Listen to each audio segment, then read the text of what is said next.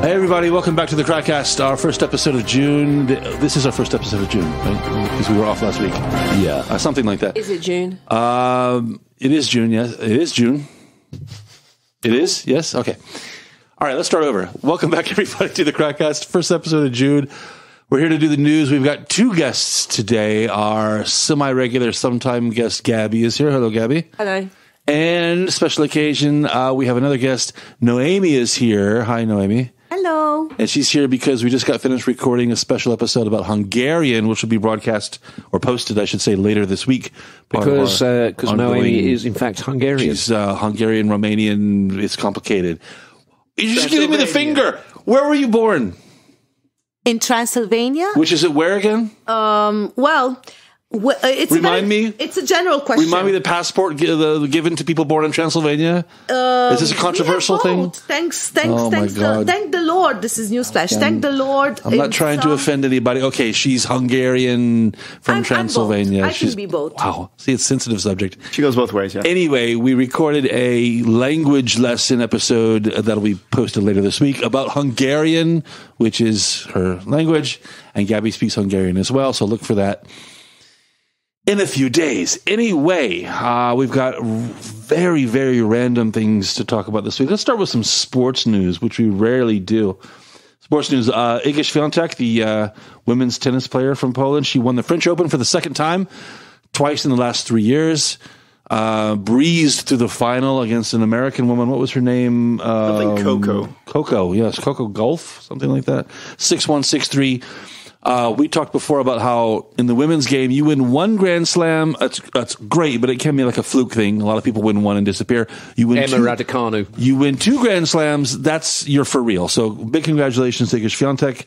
Well done. I wonder if she's going to be one of those like a Rafael Nadal that dominates on a certain type of surface, but can't duplicate the success at Wimbledon, for example, or the U.S. Open. Well, it's or interesting the that Aussie she's Open. pulled out of the German Open because of a niggling injury, and the idea is that she wants to be properly prepared for Wimbledon. And of course, she will go into Wimbledon as a pretty heavily fancied favourite. She's on a massive winning streak. With she's up there with the Williams sisters now. She just reached the record and beat it right now when it comes to Williams sisters, about consecutive sets won. And speaking of the Williams sisters, since they are exiting the stage now, the women's game is wide open for someone to come and dominate it. And it does look like it's her, like actually. They did for years, and so why not her?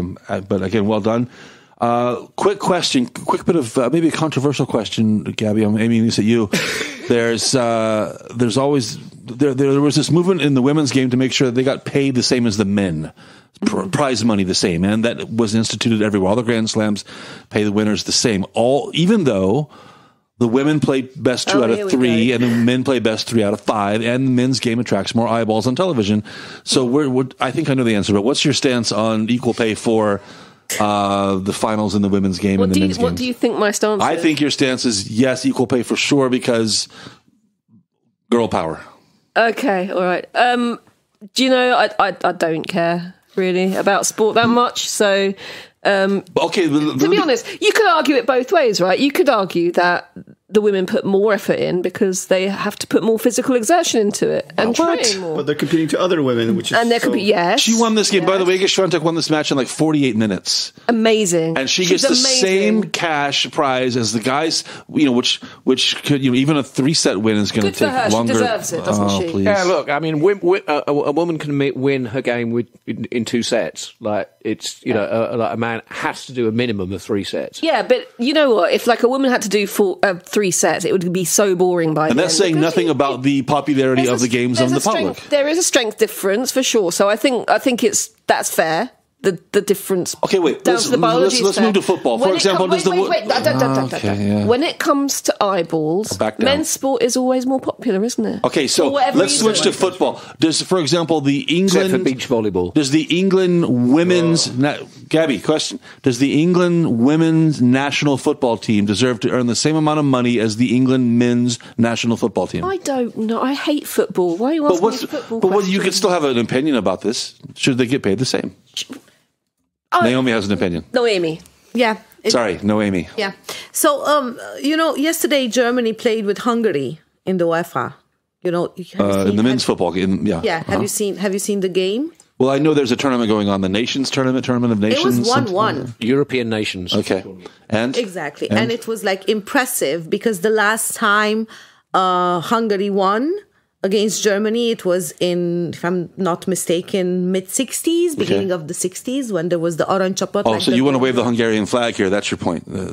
Or are you talking about... I'm just switching the topic to like football. But we're talking about fair, equal pay for men and women. Should the Hungarian women's team earn the same amount of money for playing as the Hungarian men's team?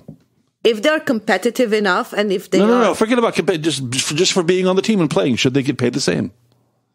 So my opinion is that if they are like competitive and good, it should be equal pay. But what if 5 people tune in to watch the women's team and 5 million people tune in to watch the men's team? Then the men's team should get more pay, yeah. For me, there's another issue here. It has to do with with Iga Świątek, she wins prize money, but most athletes, especially when we're talking about sports that aren't team sports, individual sports, it's endorsements where you make most of your money. Right.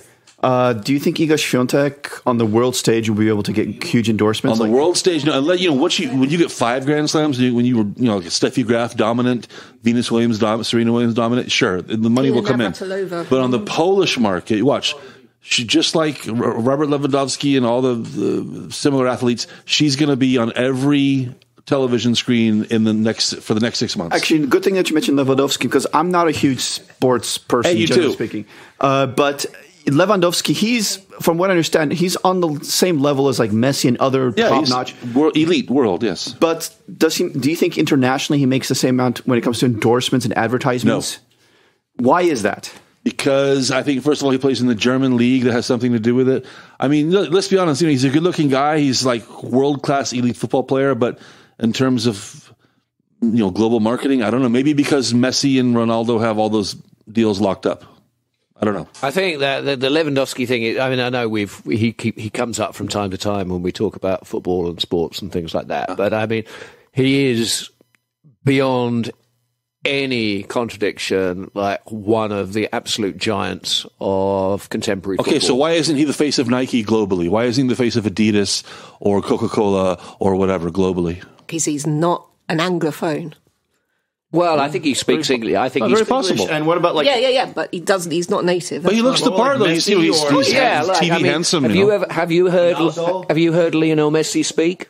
I mean, what's Messi's true. English like? That's true. It's terrible. I have no idea. I mean, or like Ronaldo, it's not exactly No, I think Robert Lewandowski has done everything possible to look good on the world stage in sport. I mean, he is a superb footballer. He's, as you say, like a handsome guy. Well, there has to be an element of truth in what Gabby says. If he was English, if he was an American, he'd be making 10 times more. Well, actually, let's not feel sorry for him. He has plenty of money. But you say that, John. But actually, I mean, the closest English equivalent of Robert Lewandowski is Harry Kane, and who is routinely kind of despite the fact that he does this and this and he's done this and he's kind of got the golden boot, so many seasons and blah blah blah blah. People still say Harry Kane, meh. So he's just missing something. Yeah, and maybe Lewandowski is missing that something that spark for the. The camera doesn't love him quite as much, maybe, as Ronaldo. He doesn't get in trouble. He's not in the news that much. Yeah. I mean, he's like no scandals, family man. Exactly. He's not a bad boy, is he? One more thing in the sporting world, bringing it back to our news and locally here to Krakow, as we mentioned a couple of weeks ago, Wisła Kraków, the famous Polish football club, relegated to the first division in the coming season. The last week on their Facebook page, it's just post after post about how this or that player is leaving the club because they don't want to play for a first division team. So it's going to be a lot of new faces on the side next year. And as part of their problem of the lower income they can expect next year, they're going to have trouble paying the rent. Up until now, they've paid the city 133,000 zlotys per match to use the stadium because the stadium belongs to the city. And Wisła, we learned this week, has approached the city about paying less because they're going to be in the first league, which means less TV money, which means less gate money, fewer people attending. So they want to rent part of the stadium, part of that presumably including the pitch, the part of the stadium, like one of the stands. Instead of all 4, they just need half of it or even less than half. And, the the stadium was already a money pit. I've got the numbers here. It cost just over 5 million zlotys to maintain the stadium each year, and the income is about 1 million zlotys less than that. So the city makes up the difference. So we're already subsidizing the maintenance of the stadium right now. A couple of years ago, a first division team called Garbarnia, they rented the stadium from the city for 16,000, which kind of sets a benchmark. So let's say, just for the sake of argument, even if Wisła paid double that, 35,000, roughly 1/4 of what they're paying now, the city would be on the city, meaning taxpayers, would be on the hook for the rest of it, guys. Weird situation. Wisła, it's obvious they're not going to make so much money. They can't pay the same as what they're paying now. The city's on the hook for the difference. Is there any way out of this that doesn't involve the taxpayers just kind of coughing it up? Burn it down for the insurance money. That's probably the best way to go. No, they're going to invest in it. Remember the upcoming European Games? What was it called again? Yeah. Is going to be hosted there. Some of the events. Isn't there like a massive? So they're actually talking about investing in it to make it better somehow, or make it less crap. This is a scenario right now because you have Cracovia, which. The other team here in Krakow, they're in the Premier League as well, the equivalent of it. And they looked at how much money they had, how much money they were bringing in, and decided to build a stadium that they could afford. And they built it up themselves. It's the stadium that they own. Well, it's got like a 15,000 capacity, exactly. which is appropriate for what they draw. Well, Wisła, basically, it's like, oh, we're the big team. How about the city builds a stadium for us? For some reason, the city agreed to this, especially since this was around the time of the Euro 2012, the Euro Cup. So the city thought it would get Euro to come play here, so they built up the stadium. I think it was a ballpark 300 million. Wisła had European ambitions. They wanted a European standard stadium that would allow them to play European matches here, and just that was the dream anyway, and it all turned to shit. And the city overpaid. Wisła eventually never actually made this their home stadium. They just rented it out because it became cheaper to train and play outside of Krakow than actually make this their home stadium. So the city built this. It's a boondoggle, basically. They built this thing up. It was overly sized for the capacity and needs the city had. They had nobody coming in there permanently. So there are so many empty venues there and side buildings and stores. And it's a nightmare. And they were supposed to bring in offices of various kinds and maybe some retail presence, and that was the plan. That's when it was all rose-colored. But as it turns out, it's just it's a burden, like dung color around the neck. It's actually it would be. It's still one of the ugliest stadiums ever. Said that, if you tear it down, that would be cheaper than maintaining it at this current moment. And now there are people that want to throw in an extra 100 million. I don't know why to make it better. Even though we don't need it at all. This is a similar situation to what we have. We're still talking about this in America with lots of sports teams. They have leverage. They get public money for private purposes, and once you build it, you have to keep maintaining it, and you have sunk costs and sunk cost fallacy and all the rest of it. If you build it, they will come. And they do. Well, when it comes to Wisła, no. Well, we'll see. But it's likely if Wisła's going to stay there, where else are they going to go? But it's just a question of how much they're going to pay and how the city's going to step in to make up the difference. What's next in their upcoming season in the first league? Let's have a little bit of good news before we turn to the more serious stuff here. I guess it's kind of good news. After the recent death of a Japanese person, it's always Japan, a woman here in Poland has become the second oldest person on the planet, 116 years old. That is quite impressive. Her name is Tekla Junevich. Interesting story, because of where she was born and the history of this region. She was born in Poland, born in the, I guess it would have been the Habsburg Empire, grew up in the Soviet Union, got old in the Ukraine, moved to Poland, just, without really leaving her place. Although she did relocate. She was relocated to Gliwice, I believe, in Śląsk. So, a very recent happy birthday to her, 116 years old, visited by the Prime Minister himself. I have a question. What can you say about somebody who turns 116? How do you say happy birthday to them in Polish? You don't say 200 lat. A lot twice or something. Exactly. Dr. Mike, take us through the genetic lottery of reaching that age. What's it like to reach 116, and would you want to be 116? The question is, we would all like to live a long life, but what we really want is to be young for a long period of time. So if we were in our 20s for 50 years, great. But if you're in your 70s for 30, 40 years... that's, not the exact same thing. I think wait until you get there before you start passing judgment like that. But I think you understand the general idea of what I have in mind. But the thing is, biologically speaking, humans are suspected that given the best genetics, best environment, best upbringing and diet, everything, we could live maybe 160 years. And that's pushing it like on the cellular level, the maximum that cells could survive. Right now, the oldest living people are usually, in their 100s. But is that like lying in a bed with a heartbeat, or is that like functioning normally and walking around? We're not talking functioning normally, basically, because when you're lying in your bed, that means there's already something breaking down in your body, and it's any given moment you could die.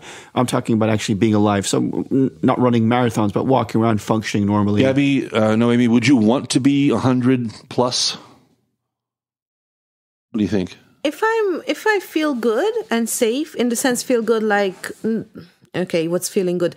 If I can function and I'm with people I love around me and I feel good about it, even if I have some like issues physically, yes, I could. Actually, you make a very, very good point there, which I think perhaps when people are younger, they don't really appreciate, and that is the older you get, the less people like friends or people of your age group that are around you. And I mean, I know, and I'm really not going to get all morbid with this, but I mean, I've had conversations with my mother who is getting closer to 90 as time goes by.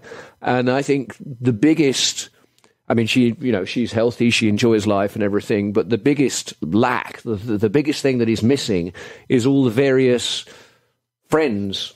And, well, not least, of course, my father, her husband, who have died. And that number just continues to increase year upon year upon year. And it's going to be a problem with an aging population as well, because we are a social species after all. And there shouldn't be a problem with an aging population, because if we're aging, then we're not dying.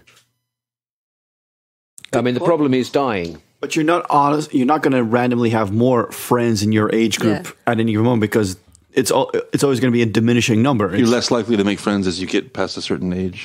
I don't know. I recall my grandmother, she died 3 years ago, and the best parties of my life and gatherings with my friends and her friends as well were in her house. So she was born in 27, 28, and she was able to host people at her 75 that were like billion generation younger. So it's not necessarily that you have to be friends with people of your age or your age category. I mean, maybe that's like an exception, but I would not exclude it as a chance to age around younger people. It's interesting that you find, maybe like your grandmother and maybe like this Polish woman we're talking about, I think they're called super centenarians, people who, in excess of 100 years old. One of the things they seem to have in common, strikingly often, is that they have a fairly good outlook on life, a nice disposition. They're people, but they're maybe not extroverts exactly, but they're not introverted, bitter, angry people. They're fun people. They're nice people, and that has to have some relationship. Which is why it's so kind of peculiar that she's Polish, I suppose. Well, maybe, but she's pre-war Polish. Can you imagine 1906? Can you imagine being born in 1906? You remember the Titanic being on the headline news? That's incredible. Well, because my grandmother on my father's side was born in 1900, which is easy to remember because it's easy to remember. But I mean, it's peculiar that someone that I knew up until I was well into my 20s was alive when Queen Victoria was on the throne, and her father was born when Napoleon was still alive. Well, go back in history, but there's something about old age. The older you get, the more likely it is that you will be actually healthy. Like a 91-year-old is usually healthier, though there's fewer of them, than a 75-year-old. Because the whole idea is the genetic stock. If you're healthy enough to get to that age, generally you're a healthy person. And then once you hit your 90s, if you talk to a 95-year-old, they're usually as spry or as intellectually communicative as somebody in their 60s or 70s. Because if you've gotten to that point, you've kind of gotten past the... What are you saying? If it was going to happen, it would have already happened. Yeah, you get past a hump, so to speak. And I remember when I was... Plus, you don't have to pay to go on the bus. I was having classes in family medicine here in Poland. This is like 15 years ago. And we just had a patient that walked in, and he's an older guy, and he's talking about the fact like, he lives in Krakow, but he drives up to Sweden for in the summers. He plays tennis, blah, blah, blah. Very active. And he was definitely older, but I'm thinking, late 60s, 70s, stuff like that. And our doctor, who's teaching us, asked us, like, how old do you think this guy is? And we say 60s, 70s, 93. This guy was spry, jumping around, talking. The reason he was in his doctor's office was because his tennis elbow was bothering him. It's got to have a genetic component to it more than anything. There's lifestyle, I know, but I think you have good genes or you don't. Life's lottery, right? I think there's a thing also that, as you get older, your ability to recover from, small injuries or traumas or whatever becomes diminished. And like if you bruise yourself, it stays, the skin is discolored for far longer. The other thing is you have like less elasticity in your joints. So you kind of like a lot of cases when like very old people who've been generally quite healthy, when they end up kind of in hospital and dying, is because maybe they've tripped and they've fallen and your reactions are not so quick. So when you fall, you really hurt yourself much more seriously and you don't recover so easily. And if you have sort of like, like bruising means kind of like internal damage, which means the possibility of blood clots. And then, you have people who are on medication maybe for dealing with blood pressure, and then you have to stop that medication because you don't want the blood clots to happen. Really depressing me here, Josh. Yeah, well, I'm not a young guy anymore. Just a final question on this. Dr. Mike, does the idea of living to 116, is this appealing to you, or do you think you'd be somewhat afraid of it? If I have family and friends and my mental capacity is there, then yes, because it's more about the curiosity of how the world's going to develop in that time, that I just want to see what's going to happen. That, it appeals to me if I'm not alone. Yeah, jetpacks, trips to Mars. Am I allowed to bring up the awkward matter of somebody potentially contributing to a pension for 20 years and collecting it for 60 years? And what that means for the society, like imminent collapse of the entire system. I think we're lucky that there's not that many people in that position. Yeah. It's wonderful for her, but if everybody lived to be 116... I think once we all start living to 116, they're going to start raising the retirement age to 90. But I want to work as long as I can. For me, the retirement age concept was, when they introduced the retirement age a century ago, people didn't live to 65, they lived to like 58. So retirement was basically for the people that had gotten to this age that most people were already dead at. So, okay, we'll look after you for these few years extra. When people started living past what was considered the retirement age, I think we should have shifted the retirement age. Yeah, advanced, years ago. Not retarded. Exactly. So, when the expected lifespan started to go into like 60, 65, 70, retirement age always should have been a year or two after that. Well, I'm going. Sorry, no, Amy, because I know you've got a point to make. But just very quickly, my father retired at the age of 63, and he specifically wanted to do that because his father died at 63 without retiring. And he thought, like, well, I want to make it at least to that age, and I want to enjoy a retirement.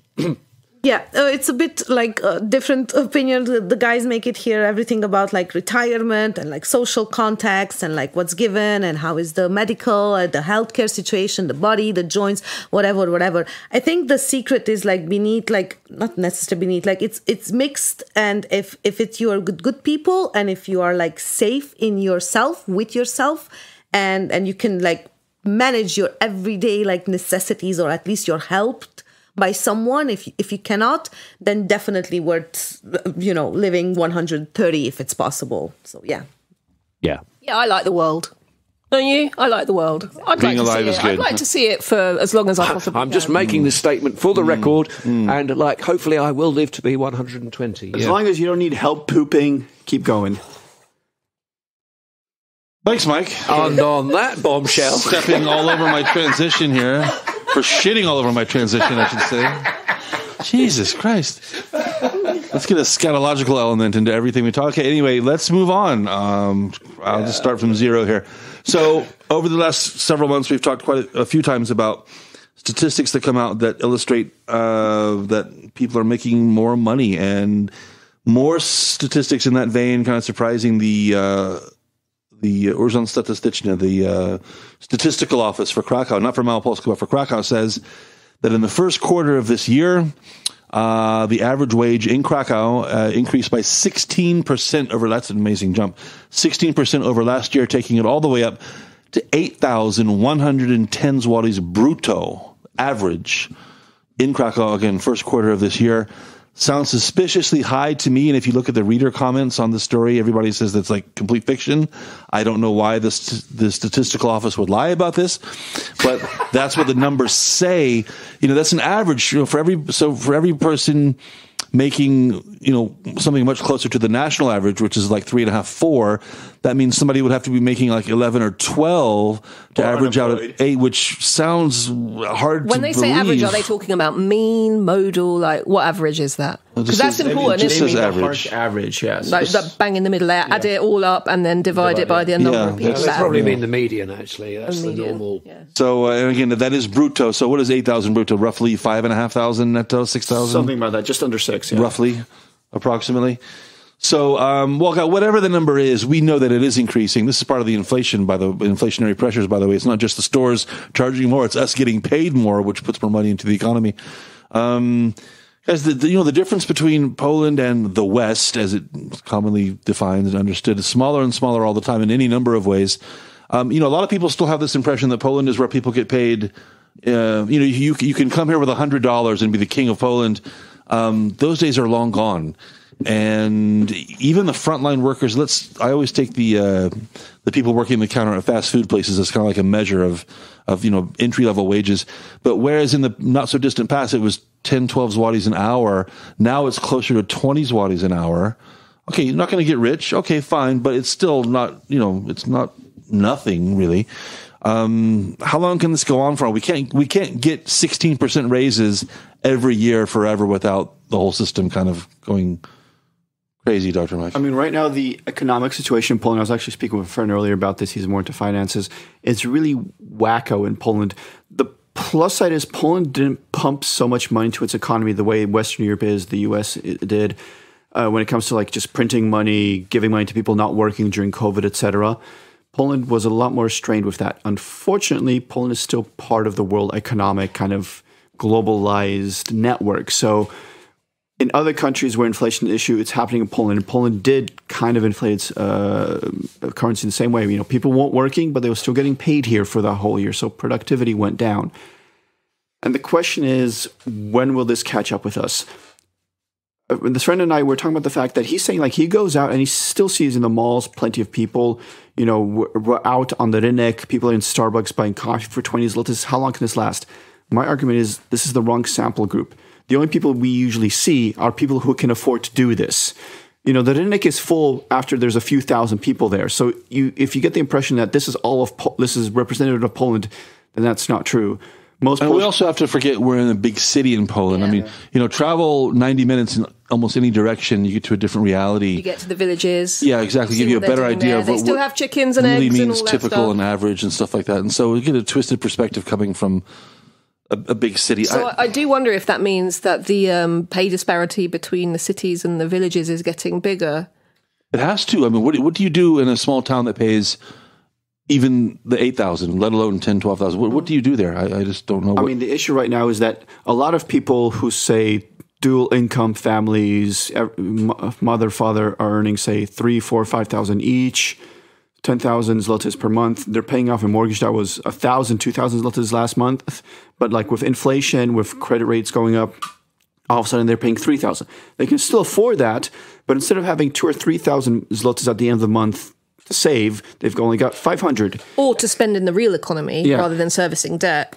And in a couple of months, inflation goes bad. All of a sudden, they'll have no money left over the end of the month, and all of a sudden, the month after that, they'll have to cut back on costs, which means they'll be spending less money in the economy, and that's the moment when things might start going south. Well, you also have the situation that when you do have like an inflationary environment, the incentive to save is massively reduced because, well, hold on a minute, interest rates are this and the rate of inflation is this. It's actually much better if I buy something now before it goes up rather than put the money in the bank, because if I put the money in the bank, it's going to be worth less. And that something is often real estate, which drives the prices even higher. Yeah. And this is the entire vicious cycle.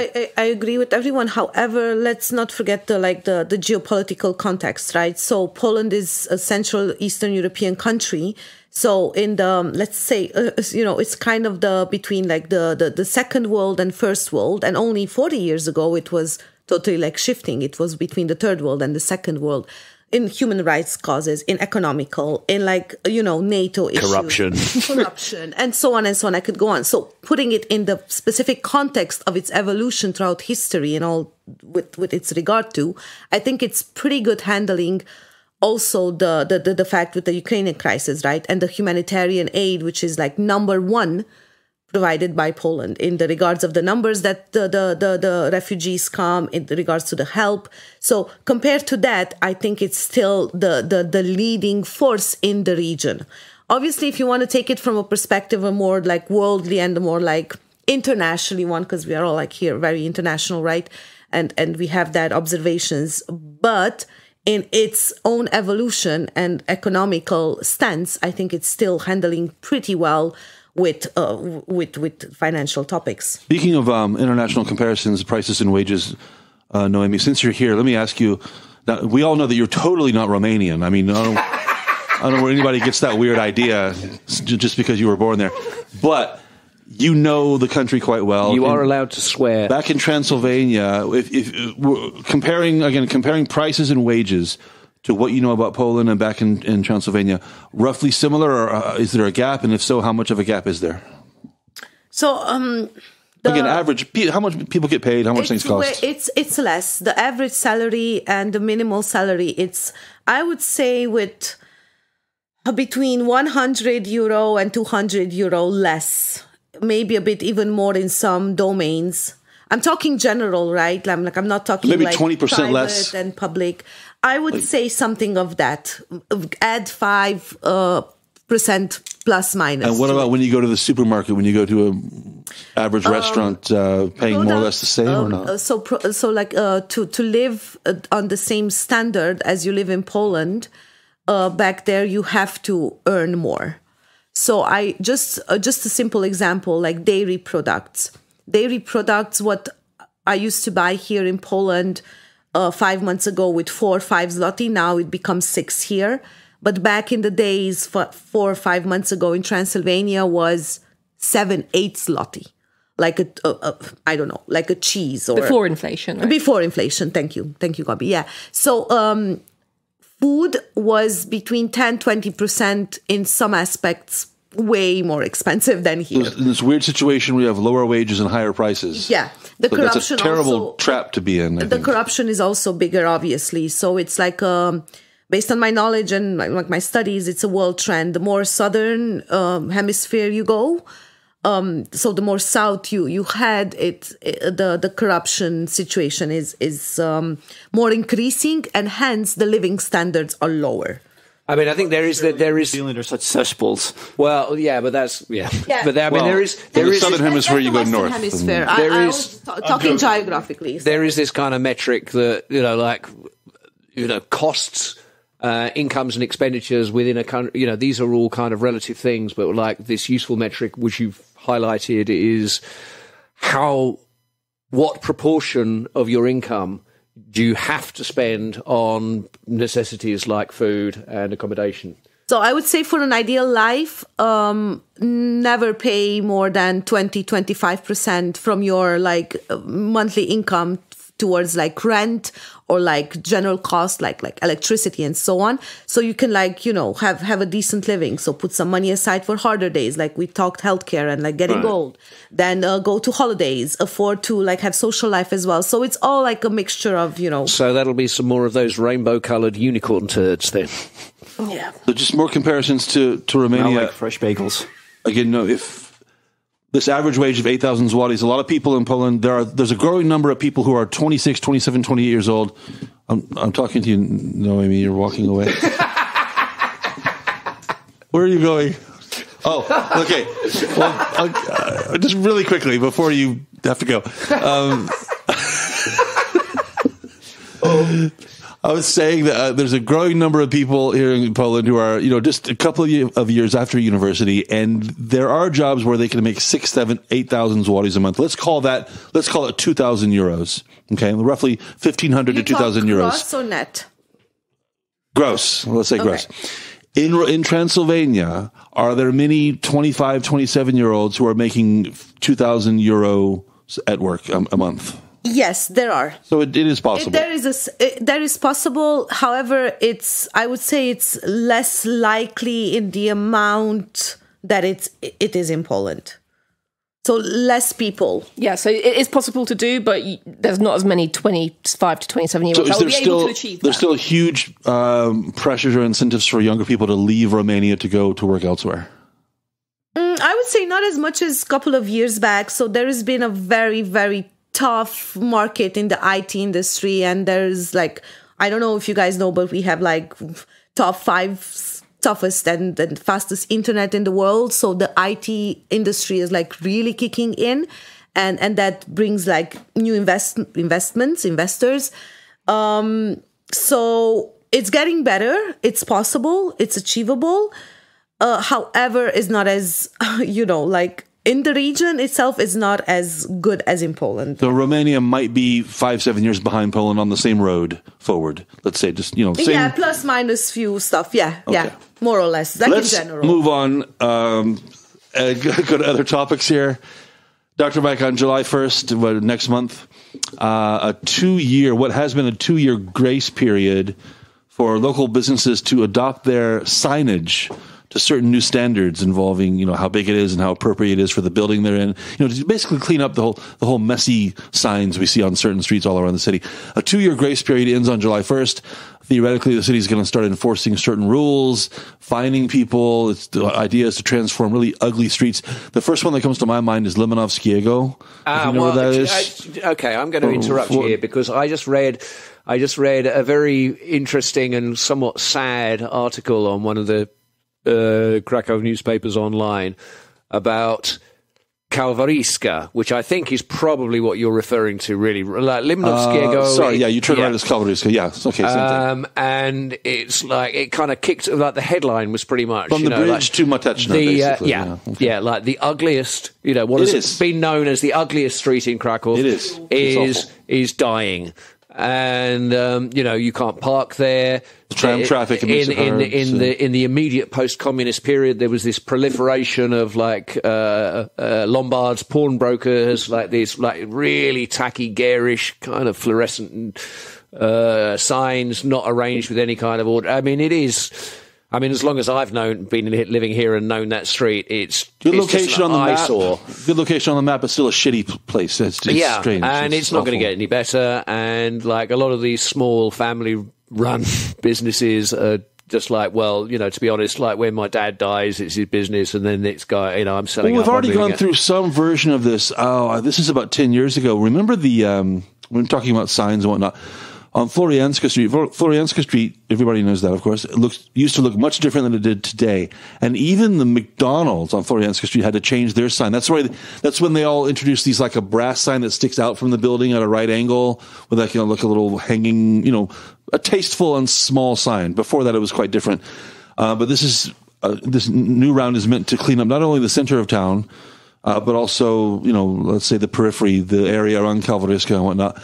Dr. Mike, do you see this as having real teeth? Are things really going to change when it comes to tacky billboards and signs, or business as usual? Well, the fact that you were mentioning Florianska Street, which has been cleaned up over the last 10 years, these same laws will be executed and imposed in other parts of the city as well. It will take time, and this grace period was introduced that, if you had signs like that before the grace period started, you weren't fined. You weren't permitted, technically speaking, to put up new signs during this time. It was limited, but if you did, you would only get a warning. Now this grace period has ended.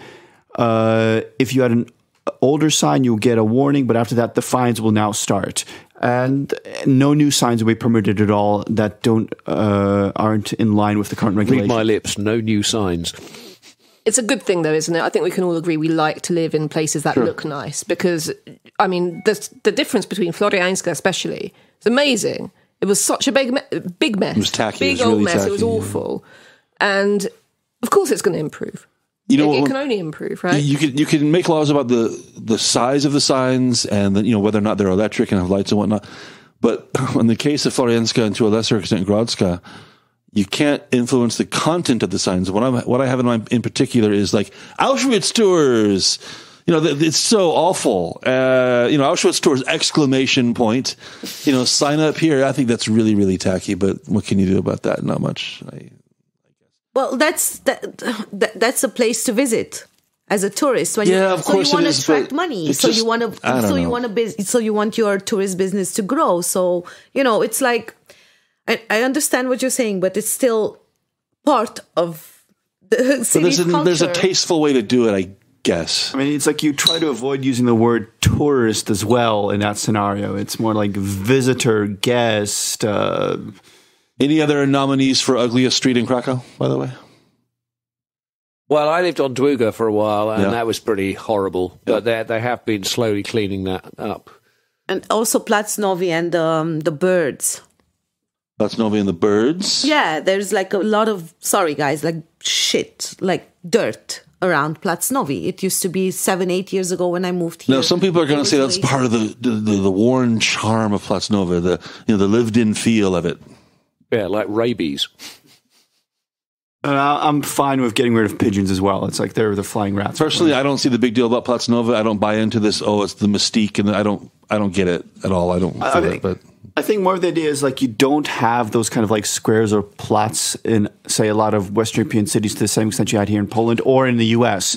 It's more of a community center, buying, selling, interacting, socializing, and you want it to be a nice place, and it's something that you don't necessarily experience in other places in the world. Yeah, and it's the best zapiekanka of the whole Poland. Don't get me started on the zapiekanka. Don't get me started. It's like you eat zapiekanka. So it's part of the culture. Sober, why would you erase that? Here we go. Diminish it. No, it's not to be diminished. That is like, of course, okay, you might not like it. It might not be tasty for everyone, or I can accept that, and it's self-understood, but it's still part of the local food. It's heritage, and that should not be erased. It's part of the local culture. And if you're from Transylvania, presumably you have a lot of ketchup on your zapiekanka. What I think is funny as well, in the corner there on Plac Nowy, there used to be a bar. It went down, Drukarnia, and it was a huge protest when there was talk about possibly they'll open a KFC there. And people say, like, in Kazimierz, a KFC? No, that's horrible. There was a KFC on Kalwaryska until... Yeah. Oh God, I don't know. Right over on the other side of the bridge by the what's that Corona? The Corona Club. Yeah. Right next to there was a KFC. But you know what they ended up opening up there instead of a KFC? What? A strip club. Oh, so much more tasteful. So much more tasteful. I'm going to put forward Mogilska as an ugly street, which I know quite well because I travel it on my way home. It's quite ugly. Like Josh says, Długa's better than it used to be, but it's still pretty ugly. You remember actually, like. Because I know we've talked about this before on previous episodes, but nobody who listens to this will have listened to those older episodes. Twice. But you've been here long enough, John. Mike, obviously the same. You remember Rondo Mogilskie when it was like just this big, flat, sort of like massive roundabout with trams, and the trams needed half an hour to negotiate it, and it was awful. Almost beyond expectation, they've transformed it into something that works really well nice. For cars, really well for trams, really well for cyclists, really well for pedestrians. This is going back. I would also put forward, just before you move on, ugliest street. Yeah. Kobierzyńska between Rondo Grunwaldzki and yes. Oh my God, yes. No, the whole of Kobierzyńska is a whole. Yeah, but in particular, the bit between Rondo Grunwaldzki and Jubilat is just a disaster zone. Guys, when was this? How many years ago? Wait a minute. Well, that's not Kobierzyńska. You mean Kopnicka. Kobierzyńska is in Ruchaj. And it's also shitty. In Ruchaj, it's horrible. When did you move here? When was this? When was what? When was these streets so awful that you keep on mentioning for like half an hour? Because still coming from a little jab there, Josh. A little jab. Coming from Romania was super modern. So again, you're scaring me now about Romania. No, it's very. You would love it. You would love it. As a Westerner, you would love it. It's very exotic. It's very it has its charm. So there are very, very modern places, but also we're talking. Were you able to sell your camel when you got here? I haven't seen that. Okay. You didn't see the previous version of Rondo Mogilskie, which, as Josh said, was completely flat, had a circle at the trams. It was awful. It was ugly. I remember Ulica Węgierska in Podgórze when gentrification was not. Well, Węgierska is still pretty scary today, to be honest. Yeah. Yeah. And you remember that because it's got Hungary in the name. Exactly. And gentrification was not as big as nowadays. Gentrification? Yes. What are you talking about? Well, it's a Wikipedia thing. You can just in this city. Yes. What, Węgierska is hipster central now or something, or what? So there were still local about? people you could see. There were not local, like, modern, fancy businesses being You opened. mean muggers and pickpockets? And drunks. No. Whores. Exactly, yes. Yeah. Yeah, Węgierska has always been, let's say, colorful No, street. it's the whole Podgórze, which is still like Podgórze with its local people, and there was not like... So they were drunk. No, they were like really Buzzed. Colourful. really sweet old ladies going to the church, and on Sundays you would see like older or more senior like guys who would just walk into the bar mleczny, and they would have their lunch because probably their like wife died, and you would see like The night before. Well, you read a lot into this, don't you? What are you? But wait a second. Węgierska and Josh used to live on Czarnieckiego. The same idea. You know, it's a bit of a dodgy feel I'm over there. saying gentrification is a thing. It's coming.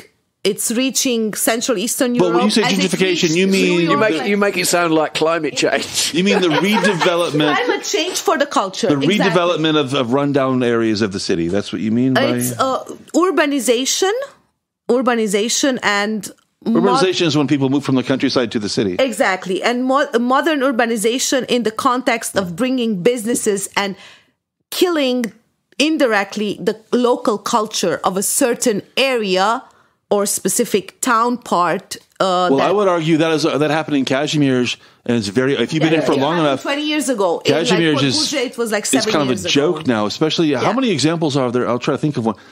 There are pubs and bars now that are named after the trade that was practiced in that space when it really was a functioning neighborhood, like a bookbinder or a leatherwork or whatever. And now it's a bar, like everywhere in Kazimierz. I mean, that's the same story with the Rynek Główny, which for centuries was just like the place where you go to buy, sell, get things done. Market. But now the market square, the old town, is just tourist traps. Well, and there is a Biedronka there. Well, that's modern tourism. Okay, I see where this is going. Let me bring this back on track. One more thing before we go. A follow-up on something we talked about 2 weeks ago, Zakrzówek, which is a mine that was flooded on purpose, quarry, that was flooded on purpose. Where people die with monotonous regularity every one year. of Krakow's summertime outdoor options because people go swimming and whatnot there. Gentrification. It's an example of development. Okay, it's basically a rundown. All right. Quarry. Anyway, we noted how there was a death there recently, and the place averages about one death a year or more because of the rocky terrain, and there are cliffs, and people don't pay attention, and they slip and fall, and they're sometimes drunk, and it happens. And it happened about a month ago. And we also told you that there's a development there that's kind of trying to dress the whole thing up to make it a proper, organized, ordered place where people can go and enjoy what there is to enjoy. But we learned this week, Dr. Mike, that even the developer is begging people to respect and obey the signs that are there, telling them where to go and where not to go. Respect our authority. Yes, that's true. The rock quarry, which was flooded decades ago, became a very popular basically area in the summertime to go hang out. You know, it was green, there was water there, people liked to swim in, even though, you know, you had sheer cliffs of limestone into water that was filled with jagged rocks. So yeah, people dying there all the time, but people sneaking past the fences and would want to grill there or swim there. So the city basically said, okay, people are going to go there anywhere. Let's develop part of the area into a safe swimming hole. So with kind of a beach, floating wharfs, gated access, all the amenities you mean there. Amenities. All the facilities. And sea anemones, yes. All the facilities. Sea anemones. But still, and it's still under construction, but people are still sneaking in past the fences now. On the construction site, you know, on the gravel, enjoying the sun. Are you surprised? Like, it was a brilliant place to go. It's not going to be the same after it's been, quote unquote, developed, in my opinion, ruined. So I'm not surprised that people are trying to get ruined. Keeping people from killing themselves is ruining it. Somehow setting it up where you can go there and you get some kind of ticket or some kind of, you know, gated access, safe environment. That's ruining it. Gated access, safe. Yes, it is ruining keeping it wild and letting people jump in from wherever they wanted to was better. That was the nature of the place, and that's why people used to go. It was a flooded industrial site. Guys, do you like fishing? No. Do you like camping? No. You like nature? Yeah. Well, from inside a window, on the TV. Yeah, from air conditioning.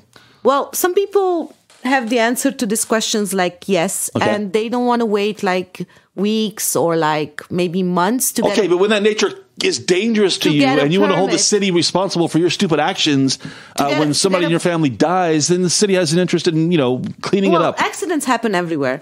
You don't want to get wait for weeks or months to get a permit to go fishing. If that's your hobby, if that's what your father or your grandfather or your great grandfather was like, I don't know, fighting for, and he, let's say, had an organization, like fishing organization. So now you have to wait ages to go fishing somewhere.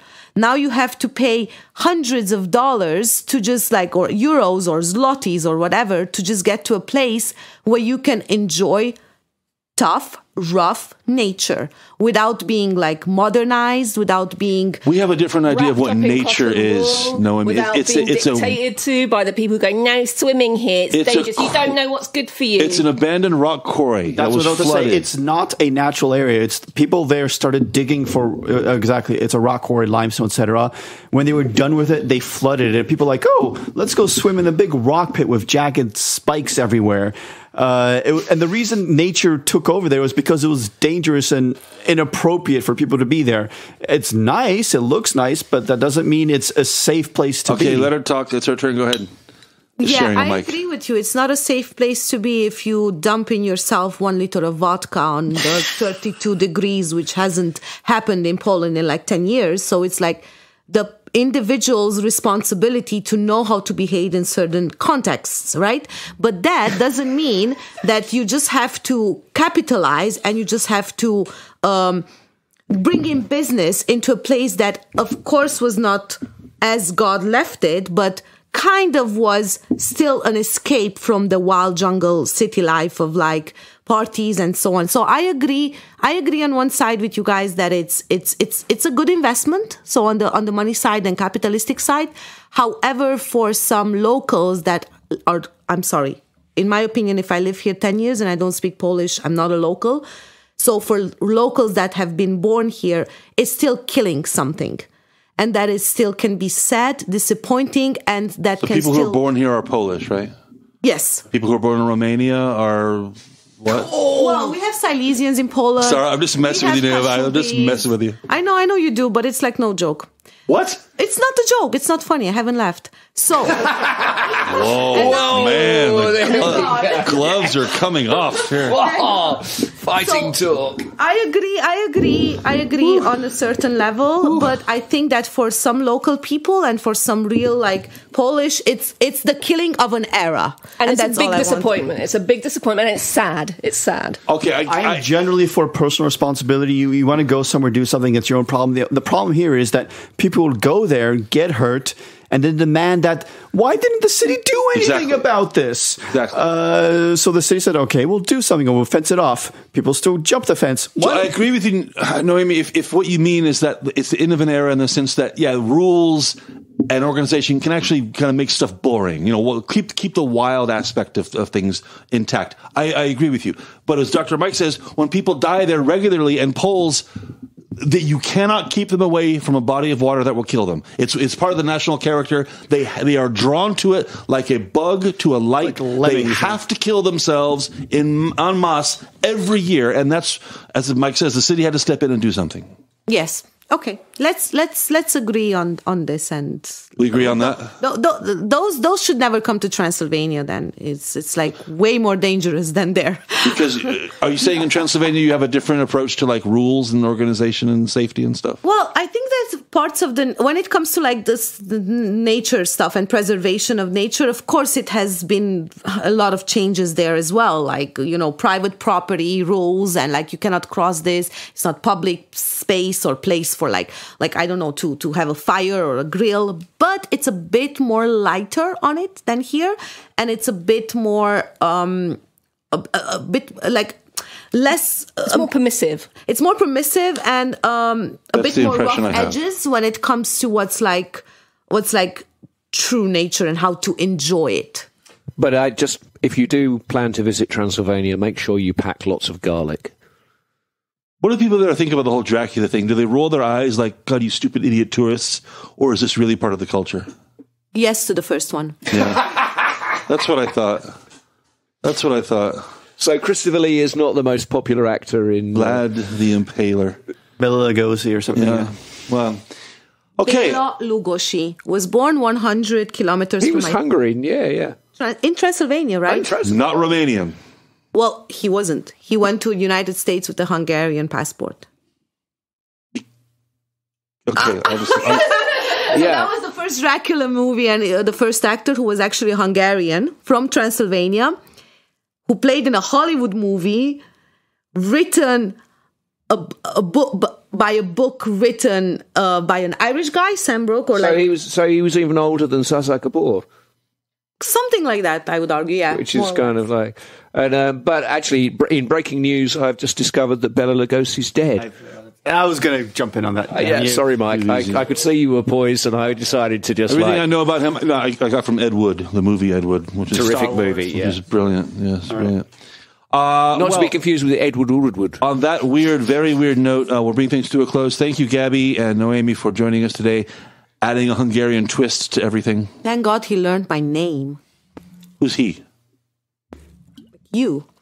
I'm the one who's been saying it right all day. Unlike some people I could mention. Nobody has been saying it wrong, actually. Yeah. Because you were so dogmatic in your insistence of the correct pronunciation. I demand a retraction. On a cigarette break, like no one heard, he said Naomi. I demand a retraction. It's okay. After you explained it's like without Amy, like no Amy, then I got it. I think I did a good job. Thank you very much. Now I did a good job. She just did a 180. All right, thank you. I want to be nice. I want to keep it nice. Thank you. It's all right. We're never going to invite you back again. KrakCast.pl. All of Rebecca's episodes are there. 400 episodes. Check them out. And we'll see you next time on the KrakCast. Bye.